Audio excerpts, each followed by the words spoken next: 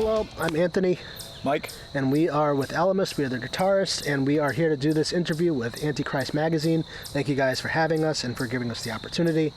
We'll jump right into it with the first question here. So please introduce Alamist to the subscribers. Well, Alamist is a band that we created that kind of details the story of a character from the Animorph series by K.A. Applegate, in specific the storyline of the Alamist Chronicles, which kind of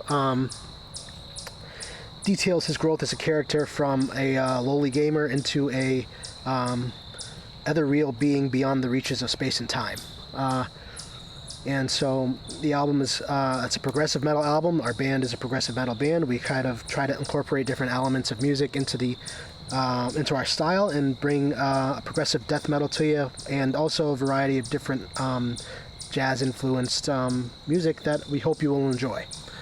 Next question is, can you tell us a little bit about Alamist, the album, and the meaning behind the band name?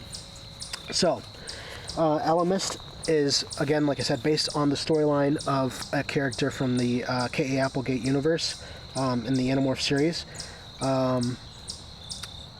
The album itself is kind of sonically depicts the storyline with a few artistic freedoms given, so to speak, of the progression of the character.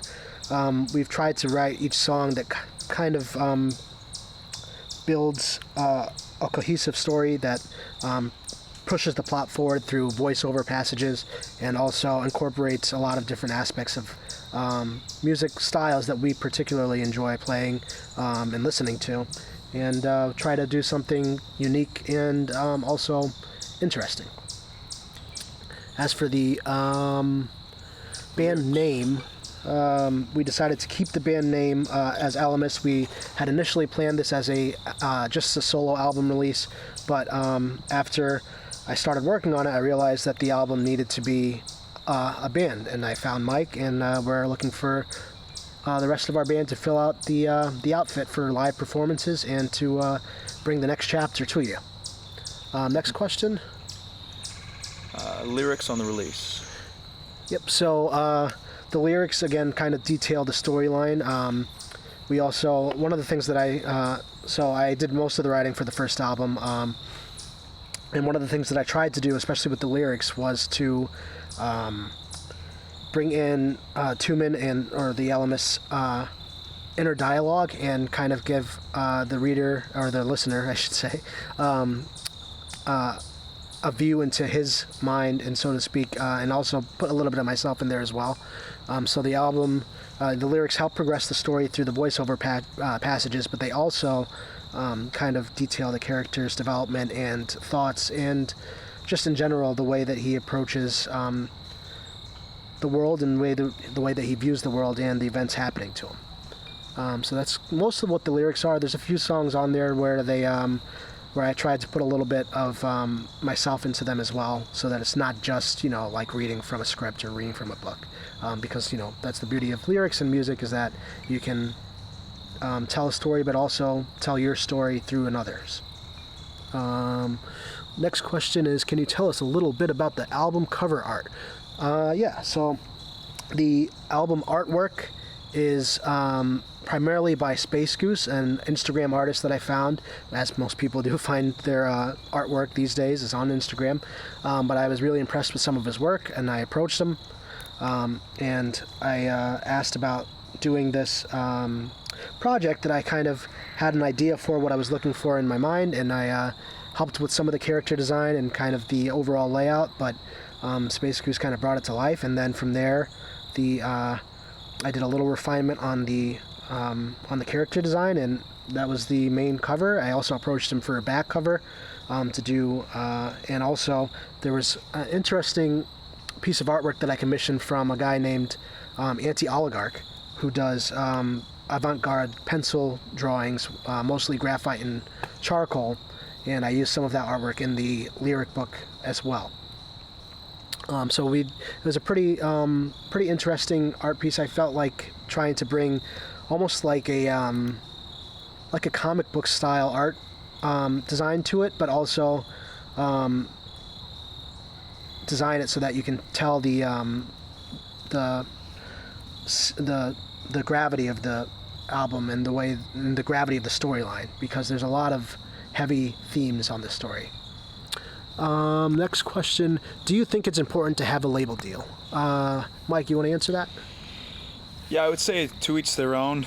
You have to weigh your options and see how the scales fit, how the scales settle. As far as, do you want to be involved in a contract? Do you want to invest money into something that's not totally under your control? As for us, we want to be independent. We're still looking for a drummer and a bassist. And as far as importance, I don't think a label deal is what we're looking for currently. That being said, it has its place for everybody. One of the biggest things I think that labels can offer artists is exposure to different clientele and to a wider audience than they would be able to reach on their own. And so that's always a valuable aspect of what a label brings, and that and the professional music management things that a lot of people don't realize that they need to do and that they don't really do on their own or as an independent artist. There's a lot of opportunities that they tend to miss out on because they don't have the brand recognition that they need or the level of professionalism that a label can bring. It would be there's also a lot of responsibilities that you need to have in order to make a label deal work, and it doesn't work for everybody. It depends on, I think you have to have realistic expectations really going into it, and you also have to be able to fill the expectations of the label and make sure that they're realistic in terms of what you're going to be able to offer, because you're going to be financially dependent on the label, and you're also going to be held responsible for performances and for a lot of other things that if you're an independent artist you don't necessarily have to answer to anybody for. So I think if you know what you want out of it and you have an idea of where you're going, you would definitely benefit from having a label, especially if you've built up an audience and you have a steady revenue stream coming in as it is.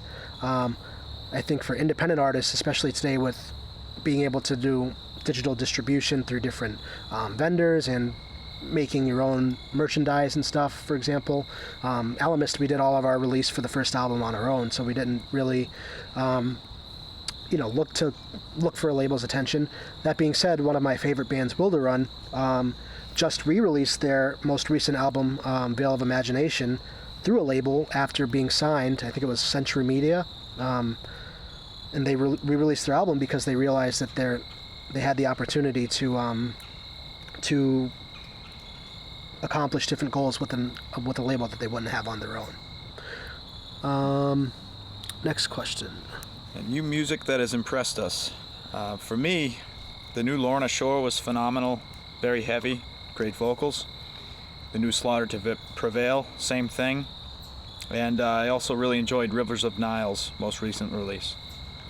Yep. You, Matt? Gojira put out a good album recently. I also like the Lorna Shore album. Mastodon has some new music coming out, and they've released a few singles that are pretty solid.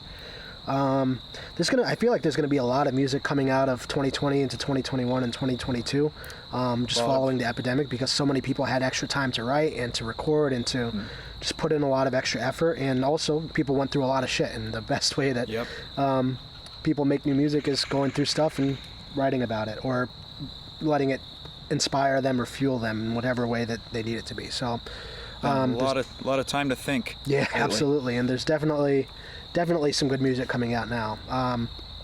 So definitely have been some good releases. How do you feel the COVID-19 pandemic will affect the music scene? Well, I mean, it's also already had a huge effect, but in terms of future effects, there's a lot of changes that have happened and that are going to continue to happen, I feel like. I mean, there's bands that have booked fall tours and for booked shows across the country and across the world that have had to reschedule because COVID is still ongoing. There's still cases, people are getting sick, on tour and having to cancel the rest of their dates or having to reschedule things again. And I feel like it has a long-reaching effect. It's going to be a completely different scene. And it's hard enough to get people to come out to music as it is. So I feel like with COVID changing things, it's going to be even harder just to get people to come out and see a show. That being said, there's always going to be a market for live music, and I feel like people will always come out, even if there's a risk involved. For example, they put restrictions in place. People will come out. I've been to a few shows since the concert venues have started booking things again, and they've been largely positive. I think enforcing rules is going to be a huge thing that affects the local scene. I have booked a few shows and enforced a mask mandate and had people tell me that they didn't want to come because it was too hot or something like that. And there's only so much you can do to protect the safety for the bands, or to protect the bands and keep everybody healthy. So. Mm-hmm. And it varies district to district between Right. whatever laws, whatever states are utilizing, creating. Yeah, and that's a big thing too. There's no uniformity in the way that people are handling the pandemic. There's a lot of different. For example, a lot of places are starting to require vaccine proof of vaccination before they admit or will sell you a ticket or admit you into a concert or something. But then there are other places that don't. So it's like, well, it becomes kind of a deterrent to people, I think. And Yep. that being said, I think it's a good thing that they're doing that, but I think that it should be broadly enforced everywhere or not at all, one or the other. I don't feel like there should be places that are doing it separately, because it kind of makes things confusing for people, and it makes booking concerts and tours harder. Yep. It's for the a artists. crapshoot. Yep. Yep. Next up, can you tell us a little about your local music scene? Well, I will say Connecticut doesn't have the best scene in the world. That being said, some of the best musicians I've ever met are in this area. Mike is from Boston area. He's from Worcester. And there's a lot of talented musicians in Massachusetts and in Connecticut, and in the world, obviously, in the United States. But, the scene is, it's just kind of hard to get people to come out to music in general these days. And I feel like the local scene suffers because of it, because, it's just, you put on these great events and you hope people will show up, but sometimes they don't, and there's not really much you can do about it.